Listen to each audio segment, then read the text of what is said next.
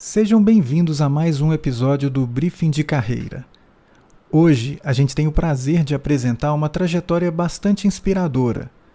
A nossa convidada chega para compartilhar não apenas a sua história profissional, mas também as escolhas e aprendizados que fizeram diferença na sua jornada. Ao longo dessa conversa, ela vai revelar como que ela soube enxergar oportunidades, agarrar essas oportunidades com as duas mãos nos momentos certos e, principalmente, dizer não às coisas que poderiam limitar a sua atenção para a vida pessoal e trazer algum arrependimento para o futuro. Esse episódio é para todo mundo que quer refletir um pouquinho sobre o próprio caminho, aprender com experiências reais e abraçar novas vivências.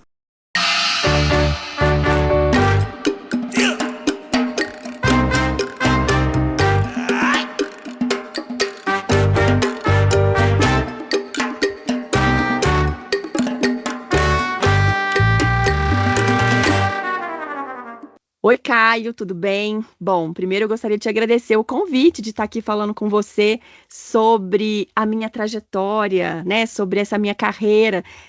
Fico muito feliz de falar sobre isso agora. Com 43 anos de idade, talvez eu esteja mais apta a falar sobre isso, ou talvez não, daqui a pouco com 53 eu vou falar, nossa, era uma menina, não sabia nada da vida, mas enfim, muito obrigada então pelo convite, então vou me apresentar para os seus ouvintes. Bom, pessoal, meu nome é Lívia Borges, eu sou formada em Publicidade e Propaganda pela PUC, eu fiz lá em Arcos, eu tenho especialização em Comunicação Política Eleitoral, e tenho mestrado em comunicação pela PUC. E eu não tenho doutorado em ciência política e nem em administração, porque eu jubilei de e foi um alívio tremendo na hora, Caio, preciso te confessar, tinha uma criança, Mariana, tinha uns 4 meses, e aí foi um alívio, eu falei, pelo menos não fui eu que tive que tomar essa decisão. E o segundo, que foi em administração, eu me senti muito corajosa, porque eu falei, não, chega. Eu tinha o Caetano nasceu no dia 6 de março, o doutorado começou no dia 13 de março. Acho que foi a viagem mais errada que eu já fiz. Por que eu fiz isso comigo, Caio? Eu acho que era para provar para mim mesmo, sabe? Que não, a maternidade não me para em nada, mas eu devia ter parado, é muito rápido esse tempo em que eles são pequenininhos. E hoje eles já são assim, quase adultos já, ele com 6 e a Mariana com 8. Mas enfim... Aí eu falei, parou esse doutorado e fui embora e foi ótimo, sabe? Porque aí ai meu Deus, deixa eu respirar um pouquinho aqui. E foi no meio da pandemia, mas enfim, então essa sou eu e a minha trajetória é desse jeito também, aos tropicos, porque a vida é assim, mas tá tudo bem. É assim, não é que a vida acontece? Exatamente, Lívia. Nossa, muito bacana recebê-la aqui e muito legal já começar com essa história e talvez a gente vá caminhando um pouquinho, começar por esse momento mais próximo do presente, né? De compreendermos que, bom, começou o doutorado, viu que não era a sua onda o assunto, viu que não era a sua onda aquele processo e terminou, beleza, vamos viver outro momento, né? Eu acho que durante a nossa trajetória, às vezes a gente se prende a algumas coisas, né? Algumas convenções que eventualmente pra gente naquele momento não vão fazer sentido, né? E aí não faz sentido também você ficar preso. Não vou continuar um programa sendo que eu estou com o meu filho recém-nascido, sendo que eu tenho depois tempo para fazer isso em outro momento, se eu tiver vontade, e foi isso que norteou a sua escolha de não seguir com o doutorado na administração? Eu amava o doutorado de lá. Eu aprendi muita coisa. Acho que a administração, ela conversa muito com a publicidade, só que de um modo mais objetivo. Uhum. Lá, você fez administração também, né, na administração? Sim, sim. Eu achei os textos muito mais objetivos e eles me ajudam muito nas aulas até hoje. Até, sei lá, na aula de Sociologia da Comunicação. O primeiro texto da disciplina de Cultura Organizacional, era Cultura Organizacional? Teoria das Organizações 2. Era o texto de Sociologia da Comunicação que eu trabalho há anos, que é a construção social da realidade. Uhum. Lá abriu muito o meu olhar, inclusive sobre a comunicação. Mas o meu problema é tempo. Eu não tenho tempo. E não tenho tempo porque eu me ocupo de outras coisas. E eu tenho 2 crianças, não são uma, são 2 crianças. E acho que acho que já não é suficiente para isso, mas eu também gosto de outras coisas pequenininhas. Eu gosto de cuidar do jardim, eu gosto de arrumar a casa, sabe? Assim, são coisas que eu gosto. Eu tô fazendo aula de canto, Caio, agora. Então, assim, eu gosto de aprender outras coisinhas, sabe? Que aí me preenchem. E acho que também tem a coisa da história dos traumas, né?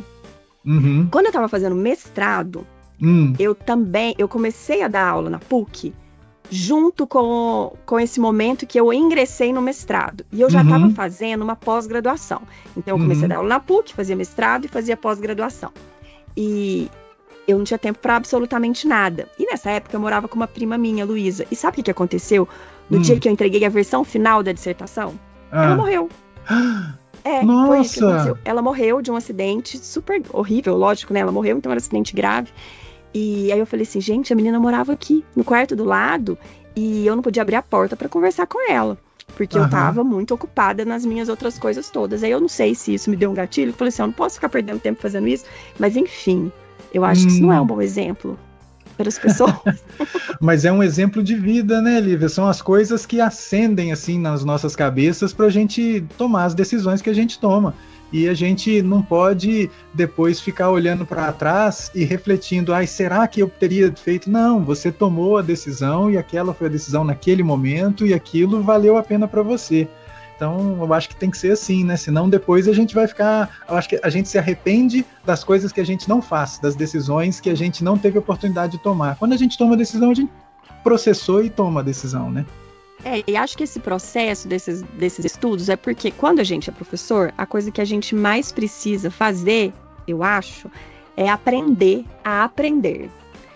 E a gente precisa ficar se alimentando o tempo todo de conhecimento. E eu não sei só por uma necessidade prática ou também por uma vocaçãozinha. Eu acho que eu tenho vocação em aprender Caio, assim, há um tempo atrás eu estava super focada, hiperfoco em coisas de medicina. Aí estava enlouquecida estudando um monte de coisa porque aquilo me agrada muito. Acho que é um curso que eu adoraria fazer.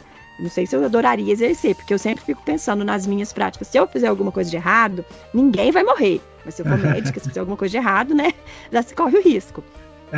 Mas enfim, eu gosto muito de estudar. Então, não acho que esse tempo que eu passei me dedicando, não completamente, a esses programas de doutorado tenham sido um desperdício, embora eu não tenha terminado. Porque eu aprendi muitas coisas que são muito úteis na minha vida acadêmica e na minha vida profissional, de modo geral, né? Então, enfim. Sim. Por isso que talvez isso seja bem resolvido. Será que era? Senão eu não estava falando tanto. Mas enfim. Enfim. Não, mas eu acho que o lance, né, Lívia, é a gente perceber que as disciplinas, as abordagens que a gente vê quando a gente está cursando um estrito sensu, isso daí abre muito a nossa cabeça. E é uma coisa que é muito necessária para a gente na publicidade, é ter sempre a mente aberta, experimentar coisas e catalogar tudo, porque tudo pode ser útil em algum momento, seja para virar alguma coisa que você reconfigura e transforma e cria uma coisa nova, ou desenvolve uma coisa nova, né? Ou para refazer alguma coisa do passado. Então, acho que tudo vale. Né? Mas você falou da sua especialização em comunicação política, não é? E você tem uma trajetória profissional antes de virar uma professora que também vai para esse lado, né? Como é que foi isso, essa sua formação? A gente teve recentemente uma convidada aqui no Briefing de Carreira, que foi a Raquel Fávaro, e ela mencionou, en passant, que era sua contemporânea de graduação, e você já falou que fez o seu curso de publicidade em Arcos. Como é que foi esse processo da sua formação em publicidade, as suas primeiras experiências profissionais? Você fez estágio? Como é que foi? Eu estudei, não só estudei com a Raquel, mas a gente morou juntas, acho que no primeiro ano de faculdade todo. Então, sou bem próxima de Raquel Fávaro. Um beijo, Raquel Fávaro. E, Caio, esse meu interesse pela política já vem de muito antes, acho que desde que eu era criança. Eu lembro do meu avô, ele foi candidato a vereador lá em Itaú de Minas. E eu acho que eu era a neta mais engajada dele. E na época, que já faz muito tempo, foi lá na década de 80 isso, o Santinho não tinha a foto do candidato, era um santinho genérico e cada candidato preenchia seu número. E eu lembro de ficar preenchendo isso e eu achei aquela campanha muito divertida, sabe, para uma criança assim. E a política, de modo geral, quando você está dentro de uma campanha, é muito eletrizante, porque é um período muito curto e muita coisa acontece, e tá todo mundo muito mergulhado naquela disputa, e é muito vida ou morte para muita gente, né? Então, é bastante eletrizante, aquilo sempre me emocionou. Sempre gostei, então, de comunicação política, mas eu não sabia o que nome que se dava a isso. E a minha família, lá em Itaú de Minas, meu avô, especialmente, ele trabalhava com comunicação. O que ele fazia? Ele tinha carro de som, sabe? Carro de som de antigamente. Então, ele tinha um carro com as cornetas, e depois era uma caixa de som, os equipamentos, não sei o que, ele gravava. Então, eu tava muito nesse meio. E depois ele teve uma rádio pirata. E eu trabalhei nessa rádio pirata do meu avô. Então, a comunicação já era uma coisa que tava assim, sabe? Era mais ou menos um destino, assim.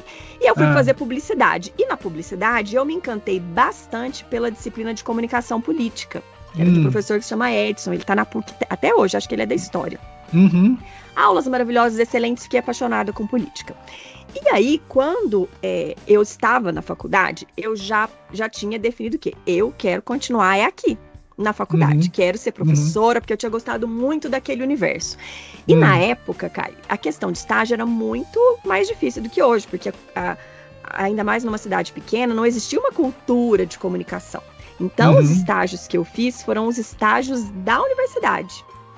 Só que aí fazia assim, tudo que alguém me chamava para fazer, eu fazia, porque eu tinha muita ânsia de atuar, aprender e também de ganhar dinheiro, porque eu precisava trabalhar.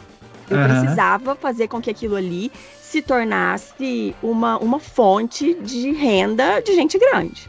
Sim. Então, assim, eu não posso, não vou fazer isso porque, sei lá, não sei muito bem, porque não tá muito relacionado com o que eu quero. Não, fazia qualquer coisa, fazia, sei lá, panfletinho para quem quisesse, assim. Se alguém fosse de alguma forma me Nossa, agora até lembrei de uma coisa. Na época que eu tava na faculdade, Caio, eu apresentei até um programa de televisão lá do Centro-Oeste. Olha! Tem Base TV. Não sei se ainda existe, mas quando eles lançaram, aí tinha um teste pra ser quem ia ser a pessoa que ia fazer as cabeças, sabe? Porque eu não era repórter, até porque eu fazia publicidade. E aí eu tentava todas as coisas. Eu apresentei esse programa durante 1 ano. Olha! Mas enfim, terminei o curso de publicidade.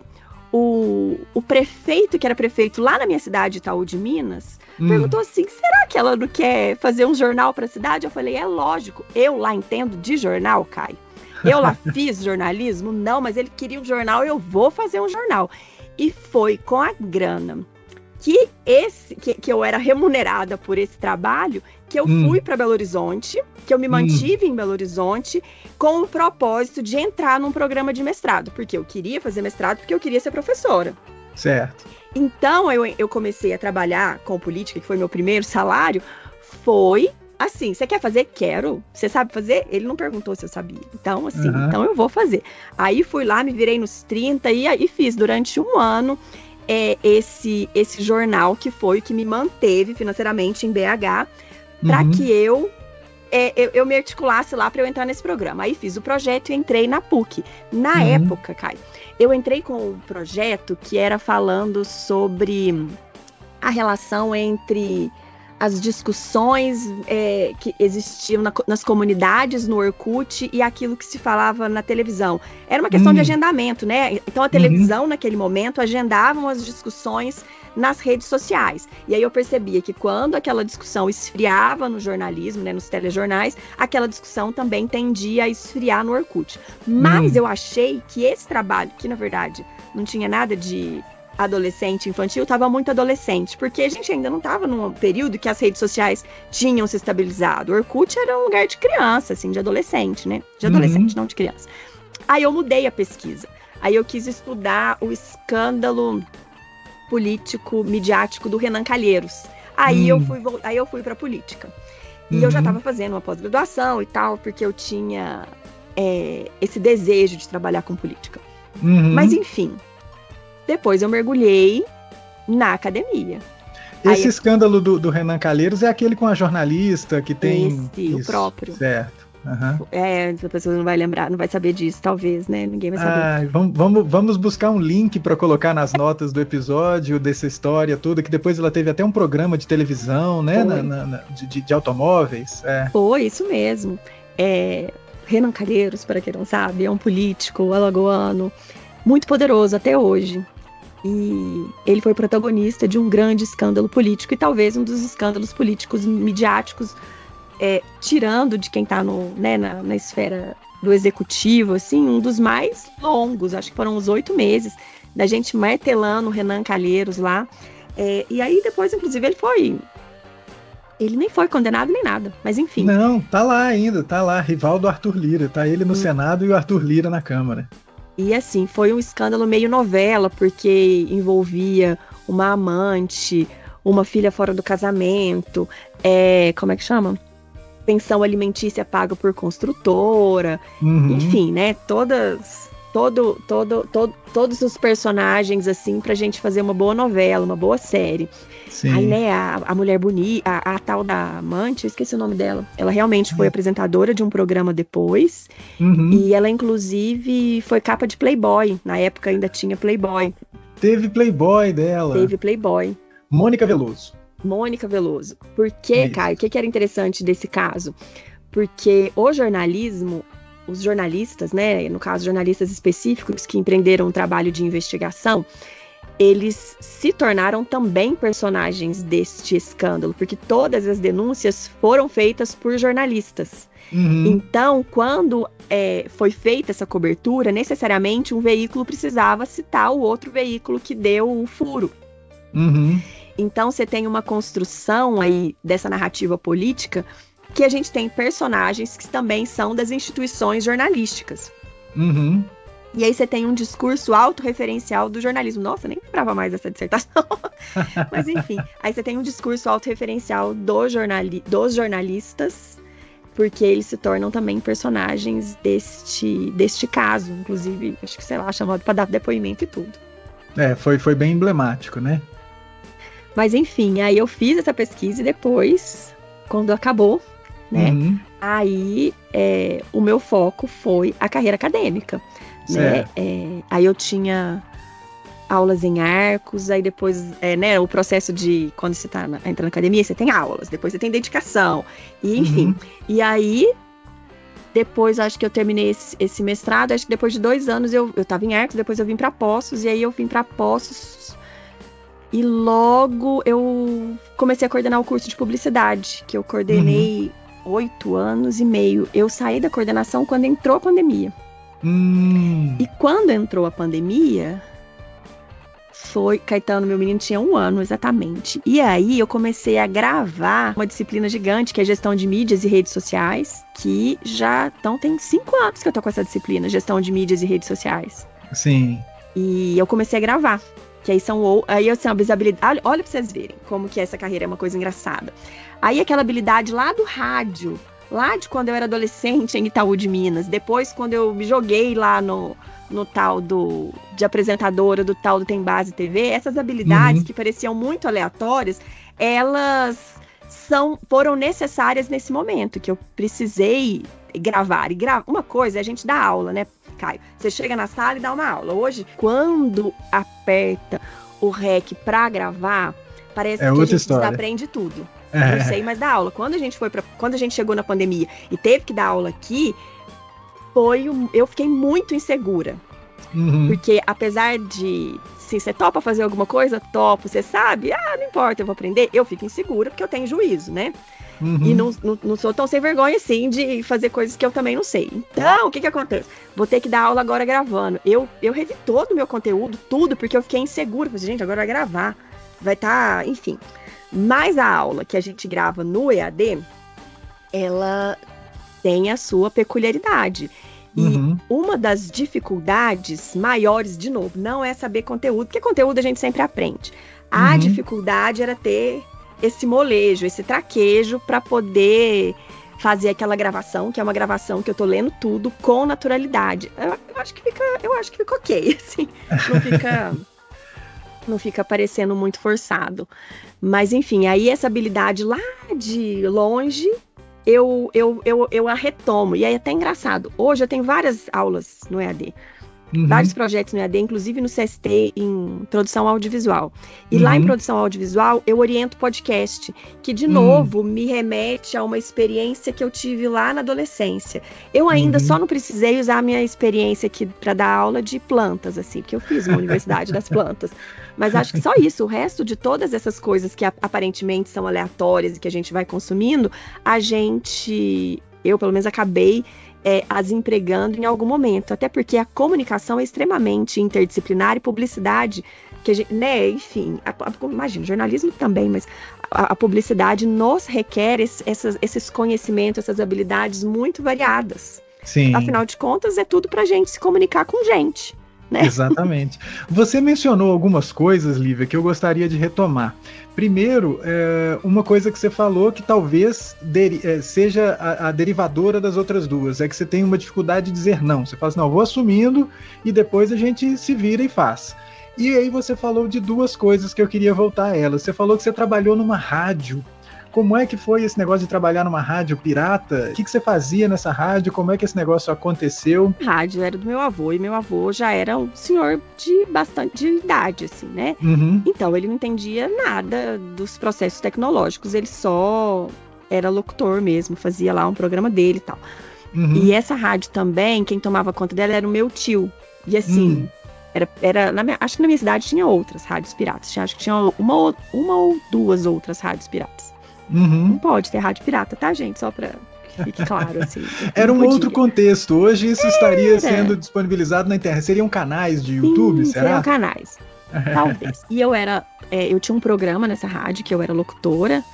Eu esqueci agora os horários exatamente, mas eu acho que, sei lá, das 7 às 10. Até depois conto uma coisa desse episódio específico. E também tomava conta das finanças, porque esse meu tio tinha um outro emprego. Todo mundo trabalhava e tinha essa rádio lá, sabe? Era mais ou menos um bico. E aí eu tomava conta das propagandas, recebia, colocava propagandinha no ar lá e tudo mais, e tinha esse programa lá que eu fazia. E aí eu lembro, eu ficava muito nervosa antes de fazer o programa, porque o rádio também não pode ter silêncio, né? Então você tem que abrir o microfone e falar direito. E até, isso eu devia ter uns 15, 16 anos. E até uns 12, 13 anos, eu acho que nunca ninguém nem tinha ouvido a minha voz, porque eu era extremamente tímida. Então, uma pessoa muito tímida, que tinha lá o microfone para poder falar. E eu ficava muito nervosa de não conseguir falar, enfim, de tudo. E eu lembro que eu falei pra minha mãe, assim, que eu não queria ir. Ai, não quero fazer isso, sabe? Porque me traz um desconforto, é ruim. Ela falou assim, mas você precisa. Pronto, acabou o problema. Então não importa o seu desconforto, você precisa ir fazer isso. Porque eu precisava da grana e tudo mais. E aí fui fazer o tal do programa. E aí você tem que ter esse traquejo. Eu lembro que eu falava assim, ó. Eu tinha... era época também, que ninguém vai lembrar direito. Mas todo mundo conhece a Fernanda Lima hoje. Mas a Fernanda Lima era de um programa na TV, que era TV Manchete, era Rede TV, eu não sei. Faz muito tempo. E ela tinha um programa que ela tinha um sotaquezinho, que é o sotaquezinho dela lá do Sul. Aí eu tentava imitar ela de alguma forma.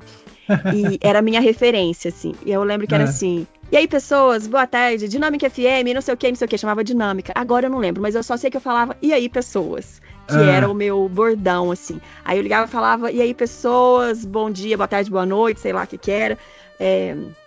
Aí as pessoas tinham que ligar, pedir a música e não sei o quê. Mas essa habilidade que eu adquiri no tempo, que eu tava lá no rádio, foi importante para quando eu fiz o tal do teste pro Tem Base TV. Que aí eu cheguei lá também, então eu já tinha um gingado, sabe? Eu já tinha um gingado e já sabia, então assim, e aí com certeza essa habilidade foi muito importante para as aulas lá do EAD. E eu detesto tirar foto, esses negócios todos, detesto, não me pede porque eu acho que é horrível. Mas o vídeo eu já me sinto mais confortável em fazer. Sabe, gosto da voz, acho que, enfim, por isso que eu tô lá com a minha aula de canto despretensiosa, sabe, assim, mas é só pra... Muito legal. E essa história da TV, como é que foi esse negócio de você estava estudando, né, você estava no curso de publicidade e virou apresentadora de TV? Ai, foi super divertido, né, Caio? Porque eu era famosa. Era de um tempo pré-internet. Será que as pessoas conseguem, sabe, assim, pré-internet, pré-rede social, assim, pré-Orkut, assim. O que Tem Base TV era um site, o Tem Base era um site de fazer foto de festas. E aí eles ampliaram, né, essa narrativa transmediática deles para a TV. Aí tinha um programa na TV que eles faziam cobertura de festas e outros eventos culturais. E aí precisava de uma pessoa para ser a apresentadora. E aí teve um teste, aí foi ótimo, porque quem preparava, quem ia fazer a preparação dessa apresentadora era uma fonoaudióloga que é especialista, doutora e tudo mais, ela chama Cristiane Romano. Só trabalha com isso hoje em dia, de como é que chama isso? Pra gente falar em público, de oratória. E aí eu fiz fono, porque eu tenho muito sotaque, né, do Porta, e não podia ter tanto na televisão naquela época e tal, mas foi super divertido, porque... Você ficava em estúdio? Você ficava em estúdio e a galera ia pra rua fazer as coberturas. Isso. E aí chegava lá, o pessoal do jornalismo, eram 2 rapazes que faziam jornalismo lá na PUC naquela época. E aí eles iam pra rua e tudo mais, e aí eu fazia a gravação das cabeças. Aí foi super divertido, porque eu ia em muitas festas, porque ganhava convite pra ir nos lugares. E era só diversão. Tá vendo? Eu me divertia muito, assim. Eu gosto de fazer coisas que me divertem, assim. E aí foi ótimo, eu adorava. Era bom ser famosa, sabe? Ainda mais jovem. Jovem na faculdade. Colheu louros disso, né? Foi. Muito bacana. E aí isso depois foi utilizado nas habilidades para lecionar, né? Você falou que você recuperou isso daí para trabalhar com EAD e tudo mais. Mas entre uma coisa e outra, tem uma atuação profissional justamente na área que você gosta, que é a comunicação política. Como é que foi esse processo aí de você depois trabalhar com comunicação política? Isso daí foi em que caminho, ou qual foi o caminho? Então, vamos lá. Sempre quis trabalhar com comunicação e política, mas para a gente trabalhar numa área, a gente precisa ter uma rede que fluam recursos dessa área também. E, veja, eu morava em Belo Horizonte, não conhecia ninguém da política. Eu morava em Arcos, a mesma coisa. Quando eu vim para Poços, nossa, olha só, aí tem um casamento no meio, viu, o Caio? Porque meu marido é filiado num partido. E aí, sabe quando aconteceu muito naturalmente de conhecer as pessoas e as pessoas que vão candidatar, e aí tem uma eleição a cada 2 anos, e aí essas coisas foram acontecendo de modo muito natural. Então, assim, ó, se a gente está aqui numa campanha e entra nessa campanha, e aí qual que vai ser o mote da campanha, o que vai acontecer, enfim, como é que vai ser o vídeo. E aí, em 2 campanhas específicas, aí, olha pra você ver, olha onde eu vou parar. Eu fazia o roteiro dos programas pra TV. Olha, e aí, de novo, o que eu tenho a ver, eu até brinco com o Júnior, o que eu tenho a ver com isso, sabe, assim. Aí quando veio, eu tava ali fazendo roteiro pra programa de TV. E porque aí vamos lá, sabe o primeiro doutorado que eu não terminei? Eu estava estudando, eu adoro essa pesquisa, eu acho ela muito boa. Que eu estava estudando os programas eleitorais com o objetivo de analisar qual era o posicionamento e as estratégias de candidatos que tinham chance de vencer e que não tinham chance de vencer. Os que iam para a campanha para ter uma vitória eleitoral e aqueles que estavam indo para a campanha para ter uma vitória política, que é aumentar o grau de visibilidade, de aceitação do público, etc. Eu estudei a campanha de 2014, Aécio, Dilma. Foi Aécio, Dilma. Foi Aécio e Dilma na de 2014. Mas eu estudei a de 2018 também. A de 2018 que foi o Boulos ou foi na de 2014? Foi a de 2018, né? 2018 teve Boulos e Amoedo. Haddad, Bolsonaro, Amoedo e Boulos. Eu estudei também essa eleição para um FIP. Então, conhecia muito dessa estrutura de programa eleitoral e das estratégias que a gente deveria usar num caso ou no outro. Nessas 2 eleições que eu trabalhei especificamente, mais de perto, os candidatos estavam almejando uma vitória eleitoral. A primeira tinha uma diferença da segunda, porque a primeira era um candidato de oposição. Então, ele tem, necessariamente, a campanha de oposição é uma campanha mais de ataque, mais de apontar ali os erros dos outros. E a segunda já é mais difícil. Essa segunda foi mais difícil de fazer, de certa forma, porque era um candidato de situação. Então, ele tem que falar, o mundo tá maravilhoso. Mas realmente tá, assim, não dava pra falar que não tava. O mundo tava bom, mas aí é mais difícil, assim, quem é meu inimigo agora? Eu vou vencer de quem? Então tem essa dificuldade. Mas enfim, mas aí os dois ganharam, deu tudo certo. E como é que foi se desenvolver para ir para essa área da comunicação política, Lívia? O que você teve que estudar? O que você teve que se dedicar mais na graduação para poder se desenvolver e trabalhar com comunicação política? Porque esse é um assunto que permeia todas as nossas ações na sociedade, né? E como é que trabalhar com comunicação política, ou o que demanda trabalhar com comunicação política? Cada vez mais habilidades, porque veja, há um tempo atrás, o programa eleitoral era a peça fundamental. Hoje ele não é mais a peça fundamental, porque ele vai para o quê? Hoje é rede social. Mas são nessas peças audiovisuais que precisa estar a alma da campanha precisa estar ali. Então, veja, em termos de habilidades, a gente precisa entender de audiovisual, a gente precisa entender de rede social, a gente precisa entender de texto, de persuasão, mas eu diria que o mais importante é a gente não fazer uma campanha baseada nas nossas próprias crenças. O que eu tô querendo dizer com isso? É complicado, olha só. Quem vai trabalhar em política muitas vezes é quem gosta muito e é muito militante. E aí já tá um problema. Por quê? A gente precisa ver a eleição com objetividade. Uma campanha eleitoral com objetividade. E eu penso que muita gente que trabalha com campanha não tem essa objetividade necessária e faz campanha para catequizar catequizados. E aí é um grande problema. Sim. Porque a sua chance de perder é maior. E uma discussão que a gente já teve milhões de vezes é em relação às questões éticas mesmo. Mas se você estiver trabalhando para alguém que você não acredita, e aí? É uma pergunta de $1 milhão. E aí? E é muito difícil, porque em determinados momentos, nem tô falando das minhas experiências não, viu? Fico pensando mais nesse cenário, de repente, nacional. E você acredita em alguém, assim, sabe? E tem alguém mesmo, assim, que valeria os seus... essa sua moral, a sua ética? Eu não sei se tem também. Porque eu não sei se é uma questão de acreditar ou não acreditar.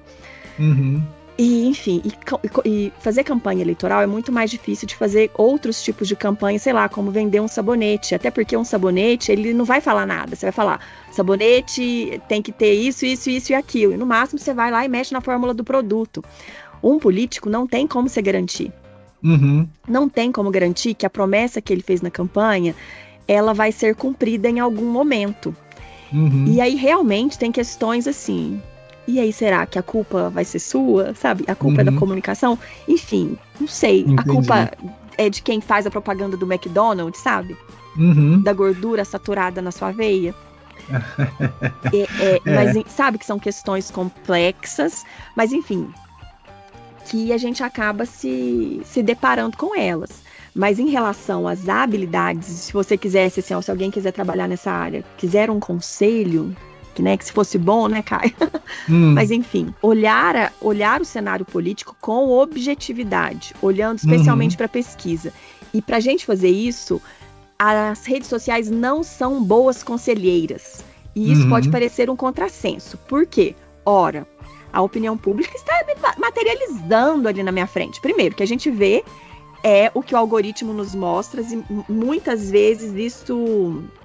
a gente pode estar dentro de uma câmara de eco e nem perceber. Outra coisa é que as opiniões que vão para a superfície ali nas redes sociais, né, que estão tudo ali, tá na superfície, são opiniões que as pessoas vão declarar por entenderem que elas têm adesão com aquele público que as consome. Eu vou falar o que eu acho que o pessoal quer me ouvir, não que o que eu vou falar é uma coisa que eu sei que eles vão me bater. Mas pode ser que muita gente não pense como a maioria das pessoas que estão nas redes sociais e pense uma coisa diferente. Por isso é mais importante a gente olhar para as pesquisas frias e não aquilo que a gente está vendo nas redes sociais. Porque senão a gente corre um risco de fazer uma campanha que tenha só essas emoções das redes sociais. Aí a gente vê, nossa, mas como é que fulano ganhou, por exemplo? Não imaginava que isso fosse acontecer. Aí tava lá na pesquisa você duvidando que aquilo pudesse acontecer, porque não é possível. É possível. Tanto é que acontece, né? Sim. Mas enfim. Eu acho que são coisas que a gente, como publicitário, tanto nessa vertente de comunicação política quanto fora dela, que a gente não pode, em primeiro lugar, partir de pressupostos equivocados. Você não pode achar que o mundo todo pensa igual a você, né? E você tem que confiar naquilo que vem do mercado. Então tem um acompanhamento mais do mercado de verdade, não do que aparece para você nas plataformas sociais. Eu acho que isso daí é bem importante, né? Um dado, por exemplo, de pesquisa muito localizado, que é daqui. Por exemplo, a causa animal é super importante, certo? Sim. Aqui ela faz muito barulho, porque tem uma questão de charretes e tudo mais. Enfim. Mas quando você olhava para a pesquisa, um percentual muito pequeno de pessoas votaria em alguém efetivamente para resolver esse problema. Sei lá, era 2%, 3%. Mas você vê o tamanho que isso tem, enfim, é muito grande. Então, às vezes, parece que alguns temas, eles são muito caros, mas às vezes não é, de verdade. Parece que é, mas não é. Então é preciso ter esse cuidado para que a sua campanha esteja falando de modo mais fidedigno que as pessoas, a demanda das pessoas. Porque campanha eleitoral, até uma outra coisa que já me perguntaram em sala de aula, um aluno uma vez achava que esse negócio de comunicação política eleitoral era muito antiético, porque a gente parte da pesquisa. E partir da pesquisa é como se eu estivesse falseando a minha opinião enquanto candidato. Por quê? Eu não vou falar o que eu penso, eu vou falar o que você quer ouvir. Mas veja, política não tem que ser isso? Não deve se governar para o povo? E aí, portanto, alinhando as expectativas do povo à sua proposta? Mas, o que esse aluno... Tá vendo? Mas isso me marcou. Fiquei lá pensando, tô pensando até hoje nisso. Já há muito tempo que ele falou isso, talvez uns 10 anos. Porque como é uma pessoa, às vezes a gente espera que a proposta dela seja efetivamente genuína, alguma coisa, sei lá, que vem do coração dela, mas não deve ser. Tem que vir do quê? De um desejo de dar uma resposta para a necessidade que as pessoas percebem. Mas enfim, às vezes as pessoas também podem ter necessidades meio problemáticas também.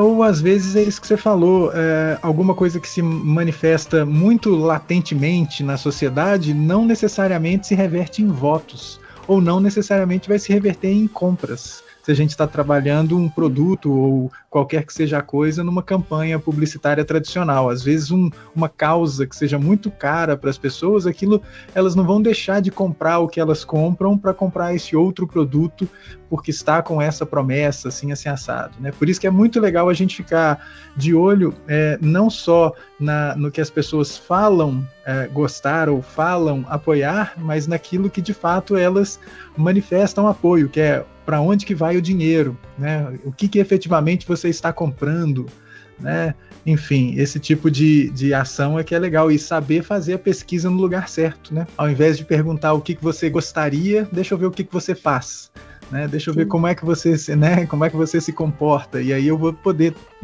desenvolver a minha campanha publicitária nesse sentido.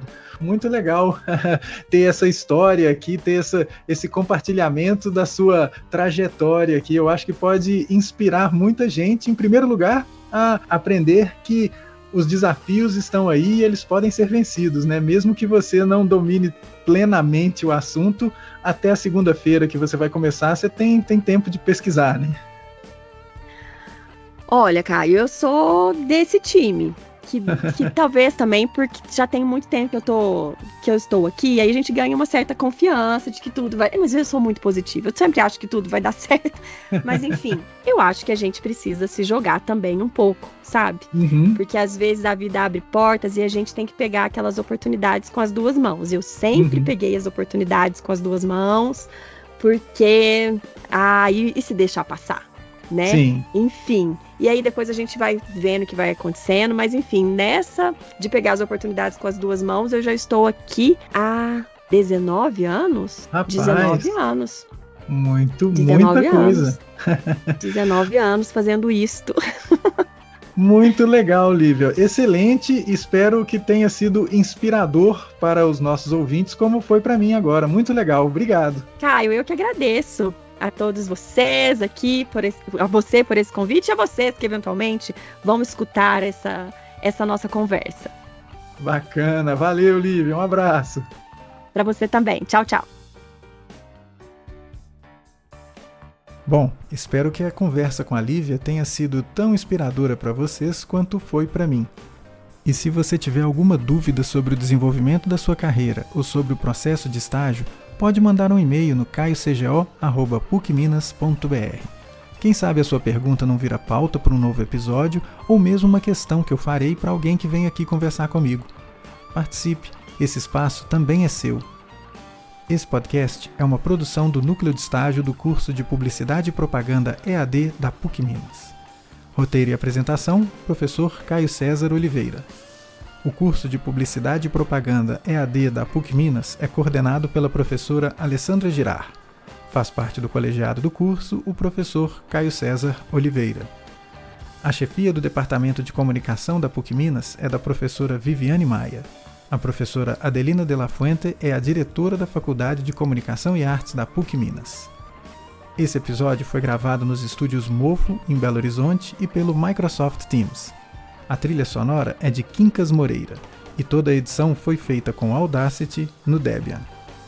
Assine esse podcast para sempre ficar por dentro do que acontece no universo do estágio no curso de Publicidade e Propaganda EAD da PUC Minas. E lembre-se de deixar o seu like e dar as 5 estrelas para que mais gente tenha contato com esse conteúdo. Um abraço e até a próxima!